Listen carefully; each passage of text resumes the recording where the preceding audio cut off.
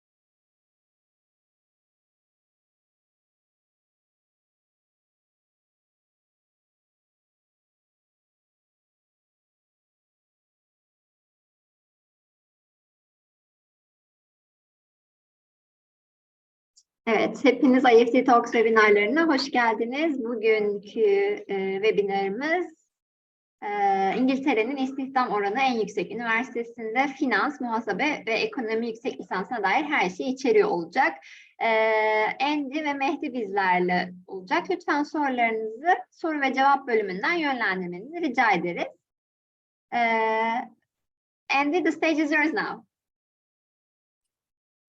Thank you very much, Zeynep, and welcome everybody to this presentation from Bournemouth University. My name is Andy. I'm from the international team here at Bournemouth University, and I'm joined at the moment by Dr. Mehdi Chowdhury from our Accounting, Finance and Economics department, and we hope to be joined soon by Dr. Anna Hillingdon as well. I'm going to be starting off with a few general slides just to introduce you to Bournemouth and to Bournemouth University in general before hopefully we'll be handing over to Anna to present on the subject slides. If something's wrong with Anna's connection or something, then Mehdi and I will manage that between us. Okay, let me get some slides on the screen for you.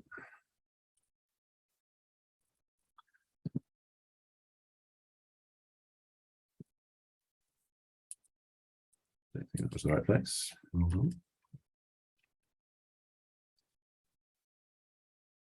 Can you confirm if you can see those slides? Yes, we can see. Yes, you can. Okay, it's not it's not looking quite the same as it did before. So it's anyway, that's fine. Okay, so as I said, my name is Andy Thompson. I work with Nuria Moyano Martin, who is actually our normal contact for international recruitment in Turkey. So you'll find her details later on in these slides as well. Very quickly, just to introduce the area, Bournemouth is a beach resort on the south coast of England, a very popular place with tourists in the UK and from around Europe, and also a big centre for language learning as well. Major centre for international education with 3 universities and about 35 language schools, as well as international colleges. That makes it very international, very student friendly, a great place to be a student. And very easy access from London or to London if you want to visit on the weekends. Being a beach resort, there's plenty to do in terms of seafront fun. So you've got water sports and surfing, jet skiing, windsurfing, kite surfing, all these kind of things, or just playing on the beach or swimming in the sea if you want to. It's a bit cold, especially compared to Turkey, but it's worth the experience. Bournemouth University itself is a young university, relatively speaking. We're 30 years old this year as a university status institution, although the roots of the institution go back about 100 years. But we've been a university since 1992. We specialise in professionally oriented programs, which is what we're going to be talking about later on with accounting, finance and economics. But that means all of our courses are aligned to industry and the professions and engage with industry and the professions as you are going through the talk programme. Also opportunities for placements, which we'll get a mention later too. We've been investing heavily in the campus in the last few years and redeveloping facilities, building new buildings and improving what we can offer to students. The image in the background here will tell you a little bit more about about how the campus looks. But as you can see, it is a modern university. So we're not a red brick ivy-clad kind of university, very much a modern campus. The business school is accredited by the Association to Advanced Collegiate Schools of Business, the AACSB. And that is a very important international recognition, which very few business schools achieve. Only 5% of business schools in the world achieve it. And so it's a really big achievement, especially for a young university like Bournemouth. We're also very well recognized in the world rankings, currently ranked the 70th young university in the world in the Times Higher Education World University Rankings, which is a really good place for us to be as a young institution. And that's actually in the top 400 universities in the world. That's and we, in fact, I think I'm right in saying that's actually increased a little bit in the more recent rankings that have just come out. It's a really good place for us to be as a young university. We align ourselves very much to international principles and to the UN sustainability goals, and it gives us a lot of good recognition worldwide. So Bournemouth University is a university with a growing international reputation. 2 campuses for Bournemouth University. The Talbot campus is the one in the image behind me. The Lansdowne campus is where you find a lot of our professional services and our accommodation as well. The business school is actually split over 2 sites, both sites. So undergraduate courses are based on the Talbot campus, just behind me here. And the postgraduate business and finance courses are based at the Executive Business Centre at the Lansdowne campus. But we're quite a large university, around about 18,000 students, just short of 18,000 students this year, representing around about 135 countries altogether. So it's a very diverse student body, out of about 2,800 international students altogether. So a very cosmopolitan student body, a very international body, and a very diverse experience you'll find with other students as well. Around about 100 of those are Turkish. It's one of our big sources of international students. It's actually, I think, our 3rd largest student recruitment country this year. So, so you'll be in good company coming to us as a Turkish student. Lots here about entry requirements. I'm not going to go into huge amounts of detail, but I would encourage you to come back and look at this, all of this information in the recording when that's available. But ultimately, master's courses are typically 1-year programs in the UK, but you can take a longer time about it with Bournemouth University, including various different elements. On most of our postgraduate courses, we also include work placements, the same kind of work placements that we offer on the undergraduate courses as well, typically 30-week industry experience placements. It's an internship, basically. We'll talk a bit more about that later. If you're coming for an undergraduate course, then typically the Turkish high school diploma or the international baccalaureate, a GPA of 3.5 from the Turkish diploma or 28 points in the IB will get you direct entry to a bachelor's degree. If you fall short of those levels or you've got a lower qualification, you can come to us through the Bournemouth University International College via a foundation program. Postgraduate entry, we're looking for a Turkish bachelor's with a 2.3 GPA for most courses, slightly higher for some, like a 2.7. The English language requirements are typically around about an IELTS 6, slightly higher in some cases, but there are various other qualifications that we can accept as well, such as TOEFL, Pearson, the Kaplan-Kites test. There's a lot of different language qualifications that we can accept. And if your degree in Turkey was taught 100% in English, we will actually exempt the English language requirement for progression into a Bournemouth University Masters. So that's a very, very brief overview of all of that information. So go back and have a look at that another time.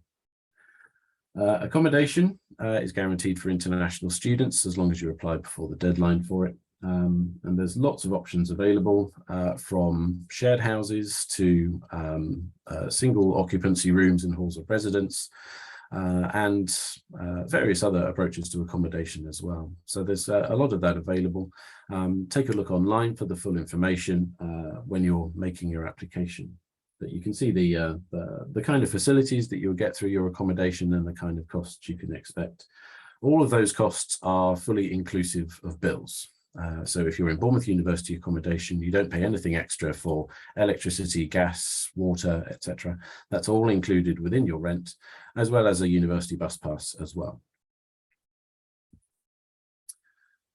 Tuition fees for postgraduate courses particularly will start around about 15,500 in the subject area that we're looking at, going up to 16,750.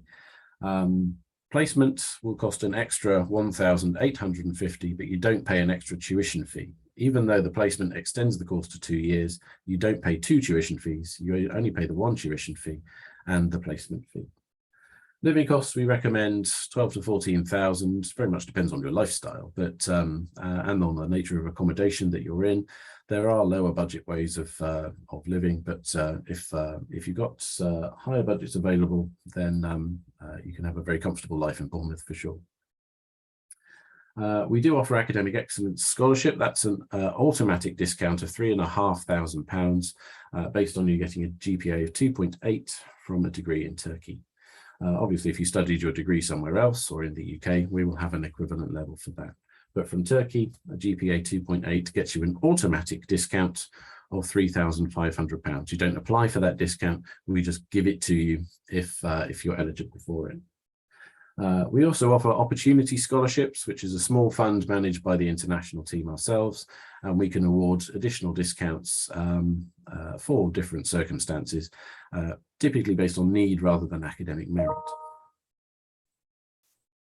And when it comes to paying your fees, we ask for a £3,000 deposit in advance when we make you the offer for the course, and then the remaining fee is split into 2 instalments. If you want to, you can pay it all in one go, but if you want to pay in instalments, it's 2 equal instalments, 1 when you enroll and 1 3 months later. I'm going to leave it there. So I'm going to stop sharing my screen for a moment. I'm just going to say thank you for listening to that bit. We don't appear to have Anna yet. So Mehdi, what I will do is I will bring up Anna's slides.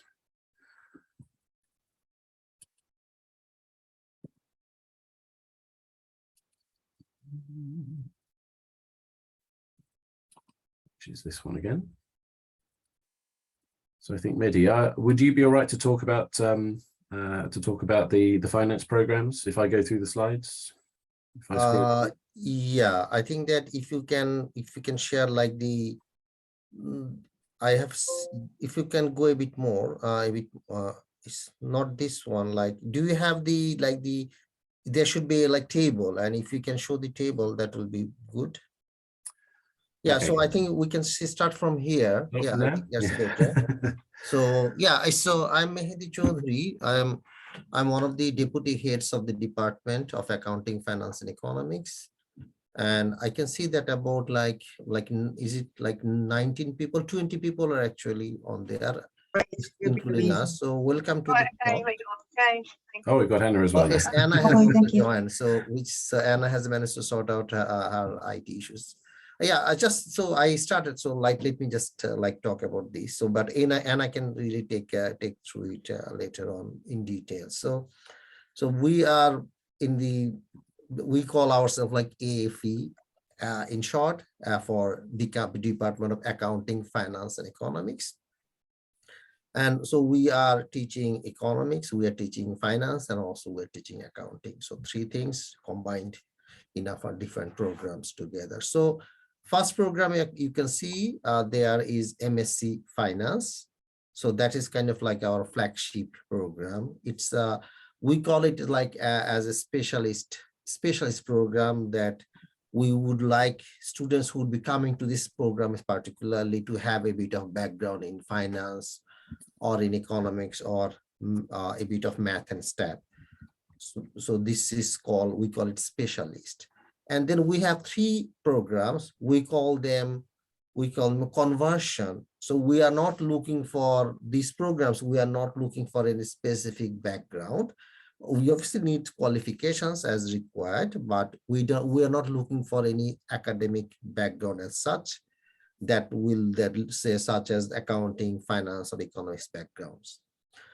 So first program that we have is in the slide that you can see is International Finance and Economics. So as you can see from the name is that it is going to give students some understanding of how the financial world works, and also and some theories of economics and relevant issues. And the courses that the units we call the modules that you'll be attending, if you do this program, you will see it later in another slide. And then we also have MSc International Accounting and Finance, which is also again another popular program at the postgraduate level. As you can see from the name, it's a mix between accounting and finance modules or units. And lastly, we have the MSc Sustainable Economic Development and Emerging Markets. So it's essentially our program on development economics. So we expect that students who will be doing this specific program will have learned about a number of aspects of the issues of economic development, and they will be at that because this program addresses international economic development as well as regional economic development, and also provides some necessary underpinning to mathematical and statistical analysis. Actually, all programs that we offer, they will all offer such mathematical and statistical underpinnings. So these are our four main programs that we offer in our department.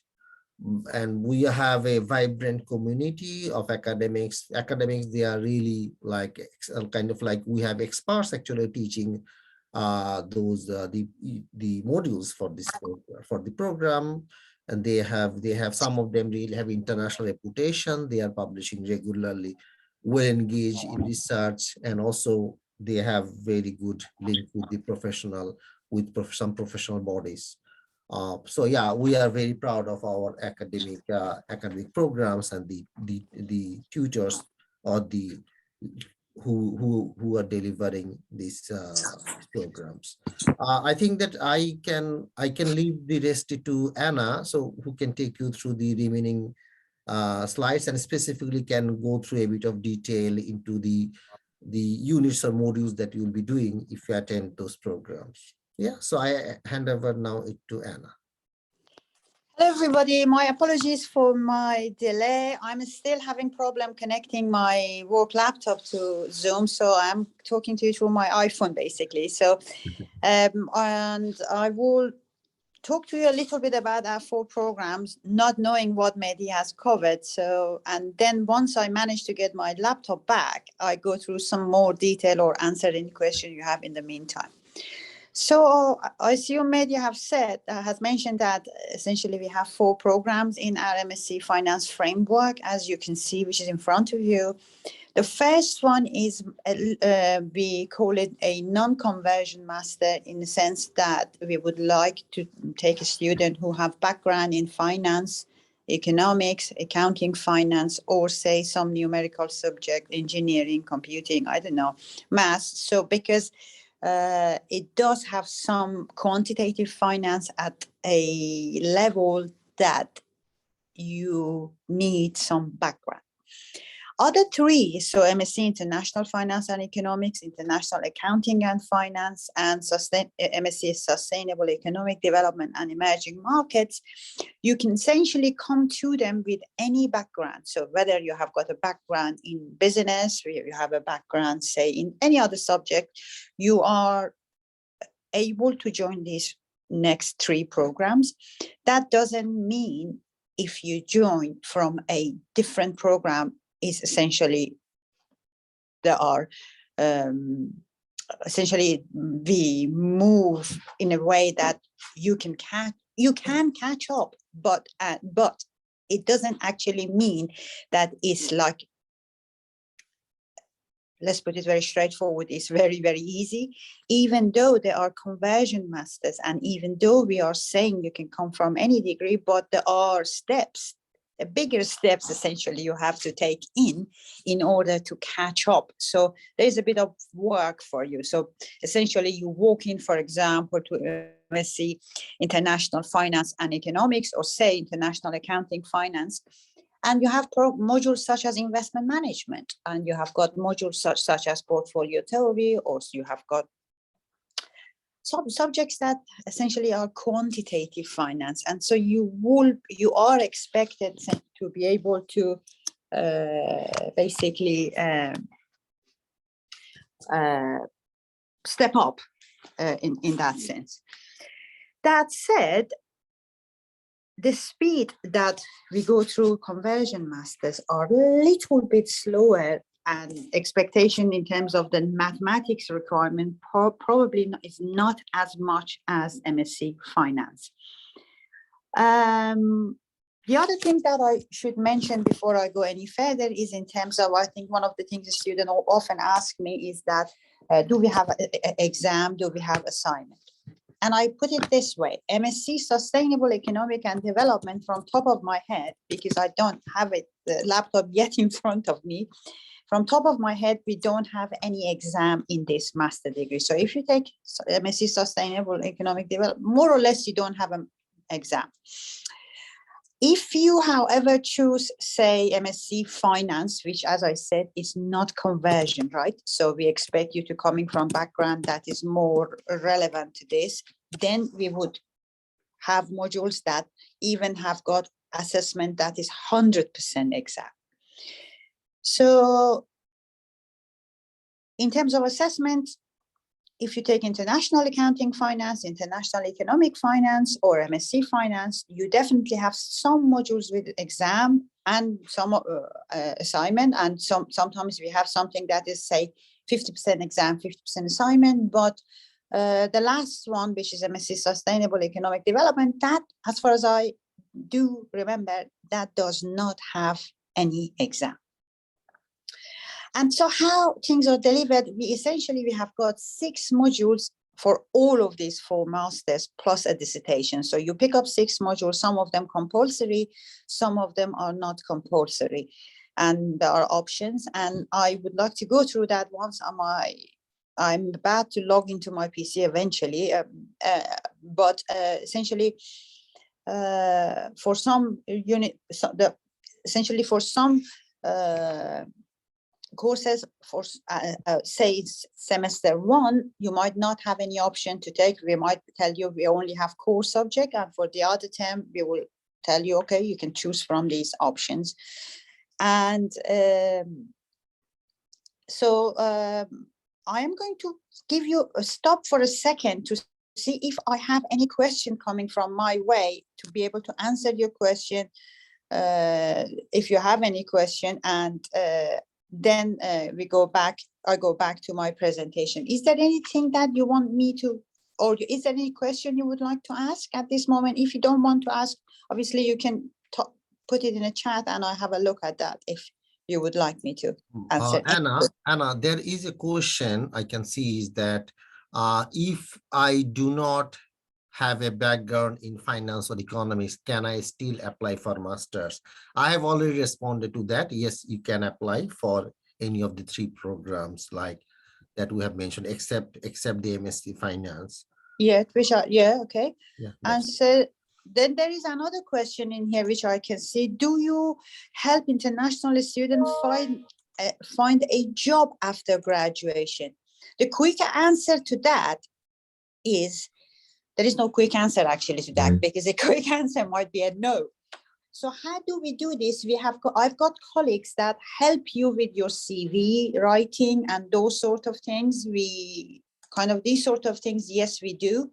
Would we help you to find a job? The straightforward answer to that is a no. We don't help you to find a job in the sense that finding a job, but we do help you to prepare you for finding jobs. So for example, sometimes employer come to us and they say we've got job opportunities. Sometimes employer come to us and says we have a presentation if your student would like to join us. We have colleagues that help you to improve your CV and so on. Yes, in those sense, we do help you. But in terms of job market, UK probably is one of the most competitive places in the world to find a job. So the ultimate responsibility is on your own shoulder to find a job. And of course, effectively, given that we prepare you, you get used to the system when you come, once you start your degree, doing other modules and those sort of things, then you should be able to essentially find a job. And from my experience, as I speak to you, every year we have got a good number of our students who find a job, and the job they find is actually at graduate level. So it's not that they do MSc, say international economic and finance, and then they find a job in some sector not relevant. A good number of our students find a job in investment bank. If they would find a job in trading desk, they would find a job, say, in banks, they would find a job in businesses, then they do look after their finance and so on. Can I establish my own company while studying MSc? Can you establish your company while you're studying? I think that is a question beyond me, because I don't know the visa requirement for that position and what you need to do. Maybe you hear, if you know the answer, please come along. If not, I can give you an email address, and you can ask my colleague on that point, who look up, essentially she's in charge of placement, and she would be able to at least put you in touch with the people who will be legally tell you whether you need a visa or what type of visa you need to open up a company, or what are the conditions. So on that note, I cannot answer that question. It might be a good time now to talk about the placement option, I wonder. It sort of ties in. I think it's a good point actually raised, is that, but let me just go through the questions. And so first we come back to that, yeah. First is that Hattie's raised a question: can I establish my own company while studying? I think Anna I answered that sort of. Anna already answered that. And then we have one question by anonymous attendees, that is it more affordable to study in Bournemouth University comparing to study in Brighton? Now, I think that about the tuition fee, you need to really look at the websites of the respective universities and compare side by side which one is more suitable. And also the university web pages will be providing some guidance of your monthly expenditure during your study period. Again, compare those two to see which one is more affordable.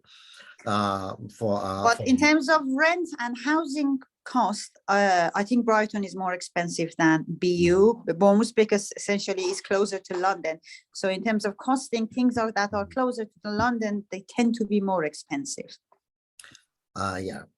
One question, another question is, do you mind if I ask a question about the lessons on the chart? Fintech is unavailable right now.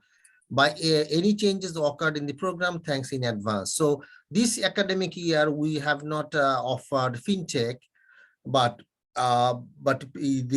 we have instead students were asked to attend another unit, data processing and analytics, which is also very, very important in terms of like most jobs that students will be doing after their graduation is about data processing and analytics. So this unit is offering something close to fintech.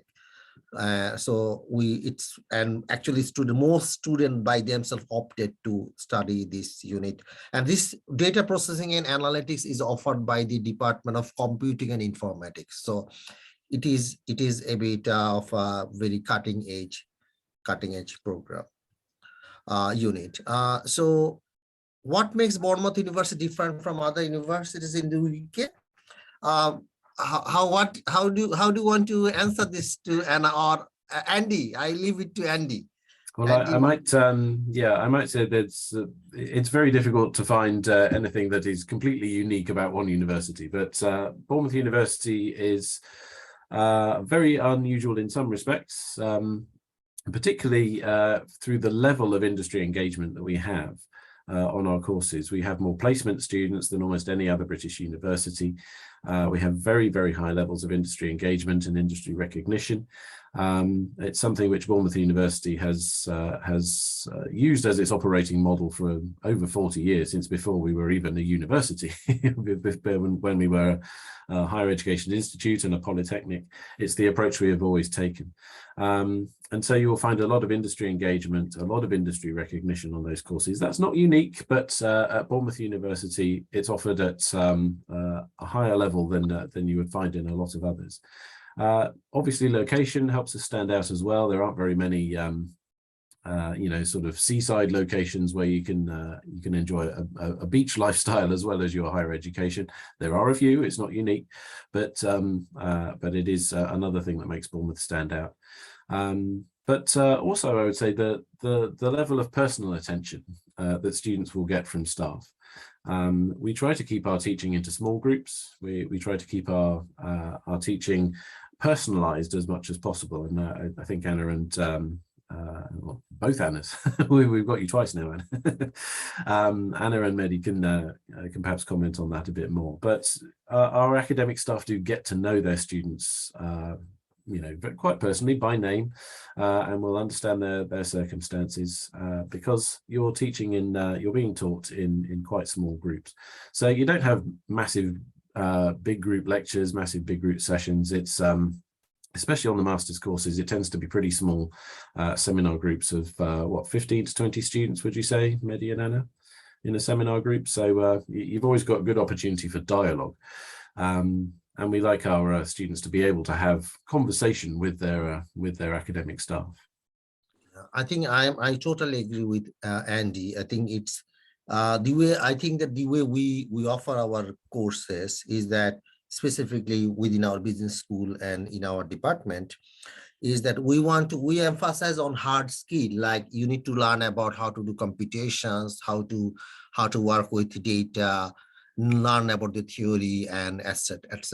But at the same time also we emphasize on a lot of employable skills like soft skills, presentation, talking to people, developing networks. So I think that is a bit unique. It's not like unique in the sense that no other universities is doing that, but surely other universities are doing that to some extent. But we emphasize a lot on the employability skills. So that is, I think, is a bit unique about Bournemouth University, is that students they come a bit prepared to work, to take the challenges of the workplaces, if I put it that way. Yeah, I think that's definitely is one of our strengths, I would say. I might also add, actually, that in this particular subject area, in the sort of finance-related subject areas, excuse me, Bournemouth is very well situated. Bournemouth has a very substantial finance aspect to its economy. Bournemouth is in the area. There are a lot of financial institutions based in Bournemouth. We've got Barclays, Lloyds Banking Group, Nationwide, Zurich Insurance, JP Morgan, major investment bank, are the biggest employer in Bournemouth. And Bournemouth is a relatively small place, which means that as the only sort of business university in the town, we actually have sort of exclusive access to all of these sort of major employers in the finance sector, which really helps us in terms of our industry engagement and our course development. And having that level of engagement in this little sort of financial microcosm, if you like, in Bournemouth, does actually give us a big advantage. Obviously, there are major financial institutions in London, but there's a lot more competition for their attention amongst the London universities. There are so many universities in London, whereas in Bournemouth, it's actually one of the biggest centres for employment in this sector, the finance sector, outside of London and Edinburgh. They're the two big employment centres in the UK. Bournemouth is actually the next behind them in terms of the number of people employed in this field. Yeah, and so it means that having that sector right on our doorstep gives us really strong industry engagement without the competition that you get from other institutions. So they can. And another thing you mentioned is that we also, I think this we can make it further clarified, is that one of the things with Bournemouth University, if I compare with some other places, is that, which I've been to other places, so I can say, it's that in Bournemouth University, actually, you get a lot of opportunities for personalized interaction, and you can really get to know the tutors if you want to. You have to really take some initiatives, but tutors are really friendly, and they will be actually, it's not, they will be teaching you, but you will also have that personal interaction. If you want to develop such networks that can take you forward in the future, we give a lot of, you will be offered such opportunities, and it's up for you to grab it. That's how, this is the way I would put it. I mean, I can add something which is not, you might think is not directly related to the question in terms of what makes BU unique, is that at the end of the day, where you are going to do your degree in the UK as a foreign international student, like I did myself 20 years ago, 30 years ago, is that you would want to be somewhere that is relatively safe, or basically safe, is a nice environment. And in those sort of sense, Bournemouth and Poole area, Christchurch, where university is based, is really very safe. It's a lovely area. It's one of the most desired area by people who live in the UK. So it's a nice place to be at the end of the day. So if you take two universities exactly the same, one is in a place that is not as safe, then you definitely can think this place, Bournemouth, is one of the nicest place to be in. So, and I think that gives you some indication of quality of life you will get in here.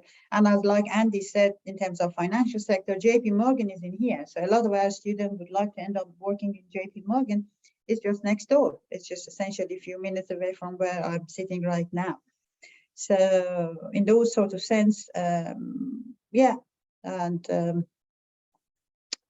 really good place to be. I don't see, there are two other questions. Do we have an MSc in marketing? We have something around MSc marketing, but it's not my department, so I can't directly answer that. I leave it to our I'll write an answer to that one in the chat. And do you want to carry on with the presentation? They've got a couple more slides. So maybe can you unshare your stuff? Is this the latest version of the program you have? Yeah. The slides. So, I've got the slides from the last time we tried to run this bit. Okay, that is perfect. Okay. If you've got newer ones, then feel free to share. No, that's perfect, Andy. So while you're thinking about your questions, as you see, the program is in front of you, and I've eventually managed to get into my laptop, work laptop. So, and I'm at work, in fact. So I'm going to go through these 4 programs with you, with no panic of looking into my phone and going through these things with you guys. So I start with accounting and finance. Out of these 4 degrees, we usually recruit the most number of students in accounting and finance. And of course, when you do accounting, finance, you've got 2 complete routes. You can go to finance, you can go to accounting, and with accounting, of course, you can top that one up with chartered accounting training after your degree. With finance, you can do courses which is become CFA 1, 2, 3 to top your degree up. Often a lot of organization would like a student with MSc Finance and perhaps CFA 1 or even CFA 2. That said, if you do MSc Finance, of course, a lot of the content of CFA exams are embedded in MSc Finance. So you assume you're doing MSc in accounting and finance, and you can see in your term 1, as we speak, you have no option. So you've got 3 modules, which is in front of you in financial reporting and analysis, international corporate finance, and investment management. The latter 2 subjects, so corporate finance and investment management, are nearly all basically finance related, and your first subject at the top, financial reporting and analysis, is obviously accounting. That, I said earlier on, you can come to this program of international accounting and finance with no background. That said, we have quite a few students actually coming who are qualified accountant, and so they come into this program just to get their head around the system within the UK and kind of get adaptation and basically see how things happening in the UK and get the relevant training. So you will have a good level of teaching, say, in financial reporting analysis, because not everybody, but quite a few of your peers are actually coming from accounting background. International corporate finance is very, very interesting topic. Some of you might already have done it, but if you haven't done it, essentially it's around how companies raise money and how they invest it. Investment management is essentially look into things like portfolio theory, and you look into derivatives and a bit around the risk management around investment. And so if effectively you can think about it is in and around quantitative finance. So the requirement of this module is you might feel as if you don't have a background in finance, you might feel as you're being stretched, which is really good. We want you to feel that you're being stretched. And out of these three modules, that is, I'm just talking on accounting and finance. The first one is, I think, is group work and assignment. The second one, corporate finance, is assignment and exam. Investment management is all assignment. And if I move on across to economic and finance, you see, if you pick up option of economic and finance, you have few options in term one, as you see. You can still take corporate finance, but your core, your investment management still is a core for you, and economic of money and financial market taught by one of my very good colleagues also is your core. Then you have got two other options, emerging market economics or global economic challenges. These latter two subjects, there is no exam, as far as I understand, is all assignment. I think economic of money and financial market, you might have some exam or class test or some form of thing. And corporate finance, as I said previously, you have exam. Now I'm moving across to sustainable economic development. Still for semester one, you only have 3 core subjects, and some of them delivered by my colleague, Professor David. He is very passionate in what he does, and you will very much enjoy it if these are the subjects you want to do. When I say, I mean, particularly sustainable regional economic development, which is delivered by Prof. David. Finally, MSc Finance Term 1, we are currently not offering derivatives, but offering derivative within the risk management. Risk management is challenging. If you're not coming from a background accounting finance, that is why we say we don't like to essentially recruit students to this MSc if you're coming from a different background, because you will be really stretched. Risk management has got 50% exam, 50% assignment. It's similar to investment management in the sense that it's got portfolio theory, it's got the derivative, but we stretch you more, and assessment is harder because obviously you have 50% of that exam. The pace of it is faster at the same time. Economic of money and financial market, as you can see, you share this module with the student who takes finance and economics, and you also share international corporate finance with other groups in term 1. Moving on to semester 2, or essentially term 2, as you can see, for all of our conversion degree, you will have to do statistics and data modeling. There is no exam. There might be time control assessment or those sort of things, but there is no exam in this one. Corporate governance is option for, as you can see, for economics, and core for accounting finance. There is no exam in this module. International economic has exam and is shared between the 2 degrees. And in that sense, you see, we have a little tiny exam, even if you take sustainable economic. As initially, when I didn't have the timetable, my laptop in front of me, I said, I don't think there is much exam in sustainable economic development, but there is a little bit of exam, I think, in this model. 1 bit of it is exam. And of course, moving on to then, if you decide to do SME and international entrepreneurial finance, you will have is an option for, again, for degrees that have got bits of economics in them. Portfolio theory construction is a very interesting module. If you have taken already semester 1 risk management or investment management, you will be familiar when you move into portfolio construction and theory. That said, if you're starting from second semester, it means that you haven't done risk management or investment management, so it comes to you a little bit harder, and it's assessed by exam. You see, MSc Finance is a core, and I think it's 100% exam, this module.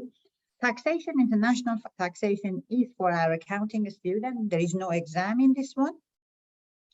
Financial econometrics, according to our student, is the hardest module they do in MSc Finance. I teach it and I don't find it really that hard, but I think it's partially because it's very new and assessment of it is 100% exam. So it's a maker or break it.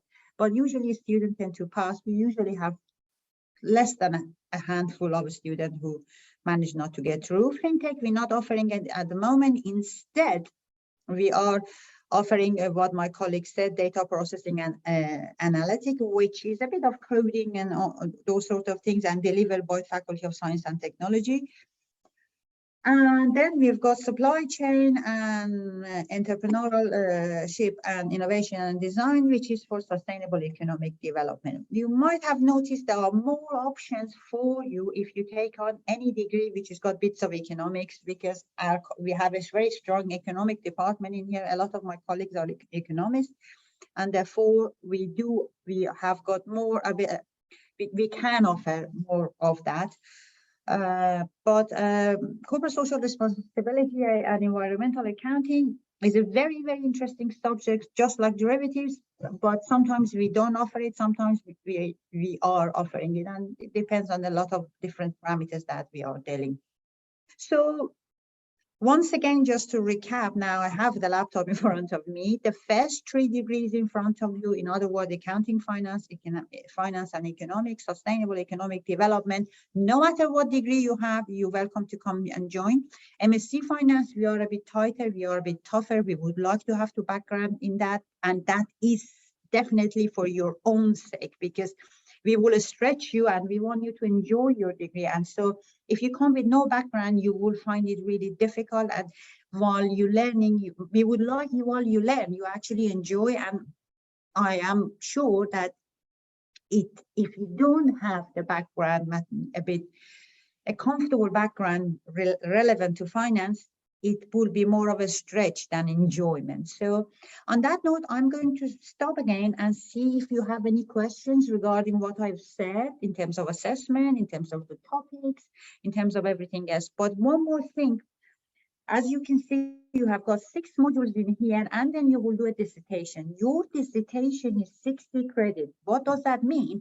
It means the way it weighs, it's 3 times any module. So it's really important, and they will give you a tutor, we will give you a dissertation supervisor, which you can work with them about 13 weeks to submit your dissertation, which is around 15,000 words. As I said, the importance of dissertation is that it's 3 times the weighting for it toward your master's degree is 3 times of a module. So the average mark of 3 modules is equal to what you get for your dissertation, essentially. So, and to get your master's degree, we would like you to have your 6 module and a dissertation. And once you've done all of these, and once you have passed, to address Andy's point, then you can go for placement. So until you finish all of these things, you cannot go for placement. Which is and the other thing is, some of you decide when you join us to take placement in your application. When you put the application, halfway through you change your mind. You think, no, I don't need placement. I can get a job immediately after I apply for my post-study visa. Some of you find out that you actually did not find a placement by the deadline that you should find. If you either of these cases, you can back off and you just email, you say, I don't want to do placement option, I just want to finish my degree. There is no problem. Some of you decide to come and join the program without taking placement. If that is the case, that is also fine. You can essentially join us and halfway through change your mind saying, oh, I want to do a placement. Then you can go and take some placement. In terms of placement, like the question you initially asked, will you help us to get a job? We would help you. We will help you with the CV. We have some organization we work with. We have got some lectures with the college from different organizations. Like we've had one this morning. We had big organization coming and presenting the opportunity they are offering to our students. And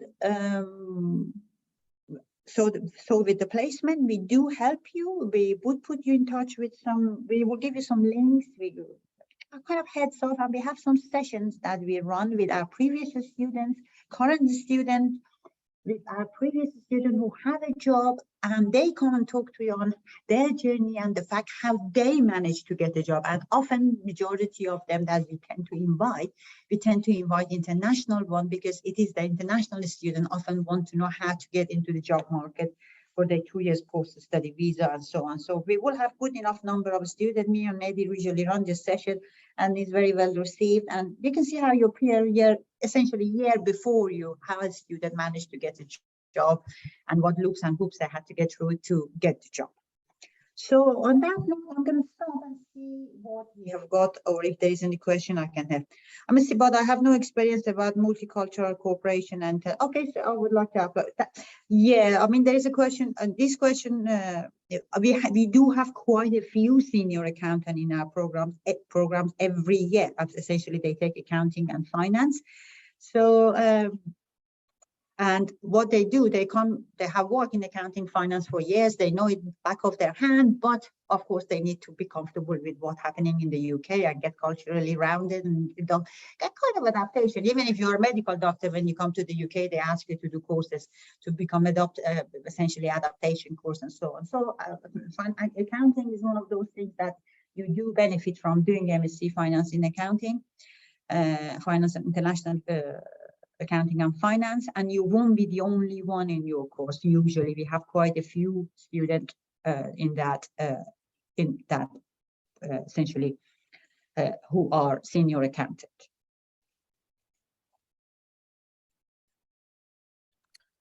Anna, do you want me to go on to this this last slide, just while we've got a few minutes left to talk about that? Would you like to go through that one?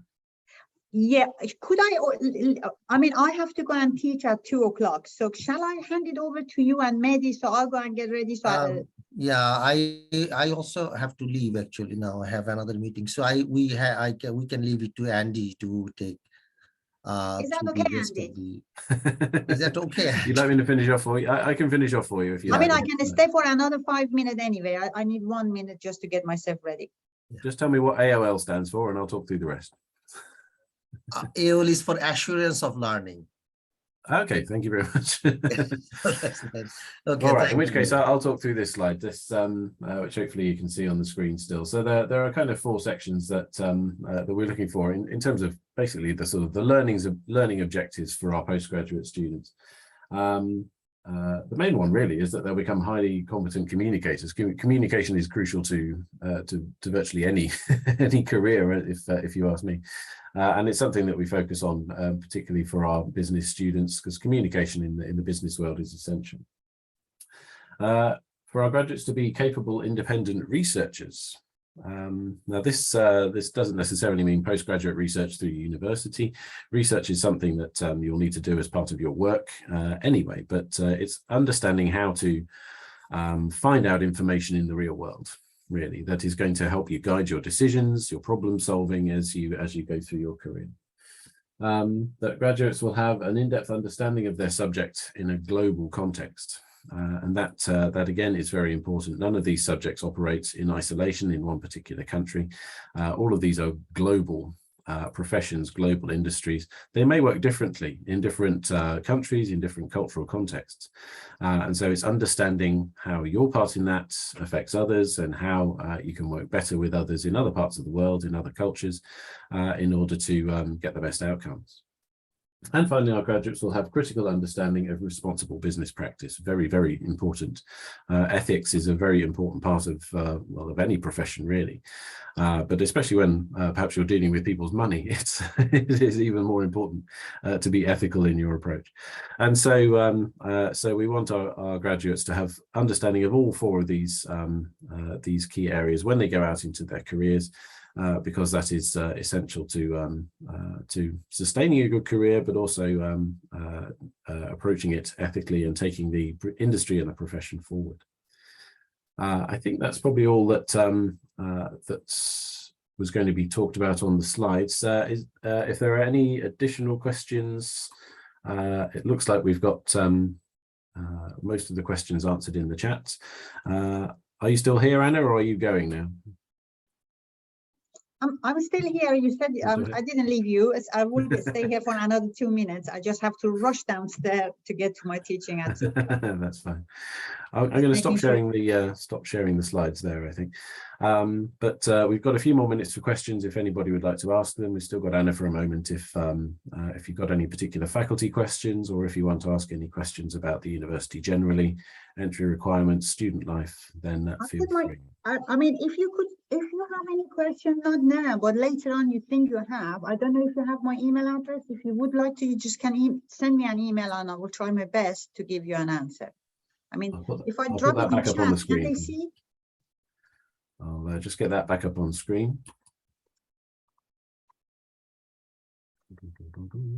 Which is screen 2.